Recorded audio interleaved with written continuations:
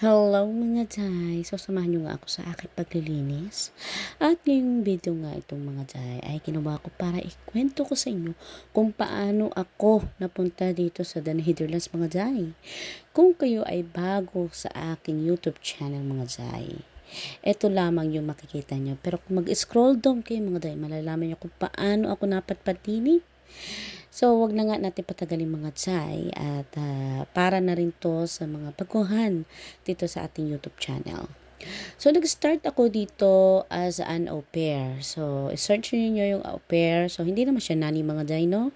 Siya ay slightly na nag-aalaga ng mga bata at lighthouse course dito sa Europa. Dati meron sa US. So, yeah. Dito sa Europa, maraming au pair, no? Mga iba-ibang lahi ba? Hindi lang Filipino mga Jai. Pero ex-abroad na rin ako sa Dubai mga Jai. Bago ako nag-decide na mag-opyang dito o au pair dito sa Europa mga Jai. So, nag-start ako as an au pair sa Sweden mga Jai dahil yon ang una kong nahanap na host family, no? Yung host family, sila yung mga pamilya na mag-sponsor sa'yo. Kasi ang au pair po ang pinakamadali or easiest way or path para makarating ka dito sa Europa. Kasi you don't need money, you don't need show money. Dahil sagot yan ng ating mga host family kung sino man ang makakapili sa inyo at mapipili ninyo, no? So, may mga valid o registered o legal na agency na nagpapalis ng mga au pair galing sa Pilipinas. Tiyagaan nga lang mga Day. At hindi ko na iisa-isayin yung mga agency kasi sabi ko nga kanina, pwede naman kayo mag-scroll down at makikita ninyo kung paano ako nag-apply papunta dito sa The Netherlands. Dito sa Europa. No? Second country ko na pala itong Netherlands mga Day. So, 1 year ako sa Sweden ng punong-puno ng pangarap mga Jai. Nung time na yon isa sa nagpabus sa akin para mag-abroad. That's because dahil gusto ko magkaroon ng bahay sa Pilipinas mga Jai. Because wala na po akong mga magulang. 14 years old pa lang ako, wala na akong mga magulang mga Day. Yung tatay ko kasi iniwan ako when I was 14 nung mamatay ang aking ina. But it's okay, that's life. Pero I'm so thankful dahil may church akong kinabibilangan that time na talagang they raised me as I am right now, no? Isa Christian church. So, sila talaga yung naging kasama ko sa kalahati ng buhay ko mga Jai nung nawala ang aking parents, no. At yun na nga. So, napatpat ako sa Sweden. After 1 year lang yung contract ko noon. Tapos after noon, mas madali mag-cross country sa kabilang parte ng Europa kasi nandito ka na sa Europe, mas madali na sa iyo makahanap. At saka mas prepared pinsan ng mga host family na nasa Europe ka na compare na sa Pilipinas ko or outside the Europe. Mas madali ang process, kumbaga. So, ayun mga Day, that time is pandemic time. That was 2019 to 2020. So, 2020, puti na lang nag-open ang border ng Netherlands that time. So, 15 days na lang yung natitira sa visa ko at agad-agad mga Jai ay tumalon ako dito sa The Netherlands at dito na ako nag-process. So with the 15 days na approve yung visa ko. So nakapag-stay ako dito a year as an au pair. So dito ko na rin nakilala ang aking palangga, no, ang aking bebe. Dito ko na rin na-meet ang bebe. So dito mga Jai ay uso dito talaga o kung gusto mo makajowa, no. Dito talaga ay common ang mga app, no, magagamit ka ng app para makipag-meet up. Ang kagandahan naman dito, very safe mga Jai. You have, meron ka namang, what I mean is, nasa choice mo naman kung gusto nyo magkita kung saan, sa public man, sa cafe. So, ang mga lalaki naman dito mga Jai, hindi naman yung patay na pag na-meet, parang delikado ka na mga Jai, hindi naman ganun. Very safe naman dito. At saka getting to know each other naman. So, doon ko nakilala si Papa sa Tinder. No, di pa. Malatinder to that. So, syempre, I pray to God din that time kasi I was 28 years old na mga Jai.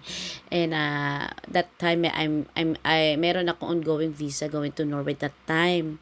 Pero hindi ko na siya tinuloy kasi parang na in love na kami ni Papa Limba. So, doon namin napagdesisyonan na bumuo ng sariling pamilya. And kaya dito ako nakapag-stay. So, via visa, partner visa mga day. Pwede naman kayo magpakasal. Parang semi-kasal na po yung parang partnership visa kasi you're living in one roof and share for everything. Yeah. So, yun mga jay. So, in my next video mga jay, pwede ko ikwento sa inyo yung mga experience and notice ko sa mga Dutch na culture, no?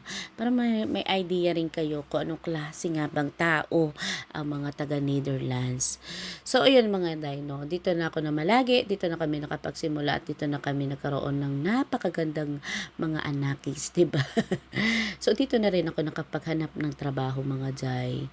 So, dito ko sinumulan ang cleaning company dahil that time gusto ko yung flexible time at flexible job.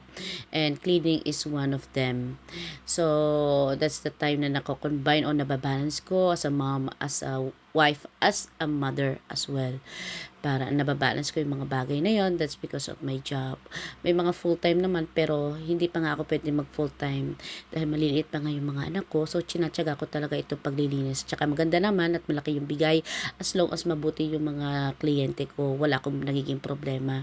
At tsaka mas malaki ang bayad sa linis mga jay. So, nung nakita ko ang potential ng linis mga jay, ay nagsarili ako. What I mean is, nagtayo ako ng sarili kong cleaning company. Pero ang problema ko dito is yung tao. Yung tao na pwedeng tumulong sa akin if ever na magkasakit ako, wag naman nawa, or else gusto ko magbakasyon, may papalit sa akin. Dito naman mga jay, kliyente ko naman na nagbabayad ng tax. So, income tax yung binabayaran ko at saka meron naman tayong mga tax refund if ever na meron akong bibilhin or meron akong gamit na bibilhin para sa aking cleaning company. So, mas maganda pa rin i-combine yung negosyo at saka part-time job, diba? So, yun mga jay. So, yun yung mga naging easier pathway ko. Kung ikaw ay 18 years old to 26 years old, ang Netherlands agency po ay kumukuha directly from the Philippines. So, if you are interested, so if you know someone, so pwede po sila pumunta dito sa YouTube channel ko. Scroll down yun at makikita ninyo kung saan ako nag-apply mga jay. You can comment down below at para ma-notice ko, para ma-send ko rin sa inyo ang info mga jay. If you have a question, just drop comment down below at sasagutin ko yung mga jay.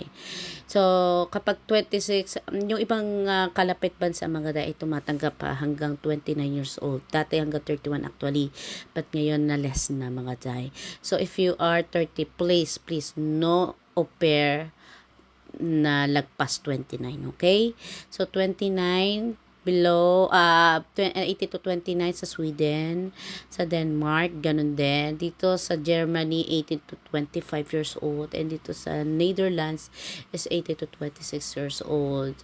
So yun mga day, kapag nandito ka na at au pair ka na, mas madali na para sa iyo ang magkaroon ng access o mag-cross country if you want to live with your family or to get your family back home. I prepared or I suggest to, after your au pair is jump into Spain. 2 years lang makakakuha ka na ng residency card at pwede ka na magplano your next plan kung gusto mo makuha ang iyong pamilya from the Philippines.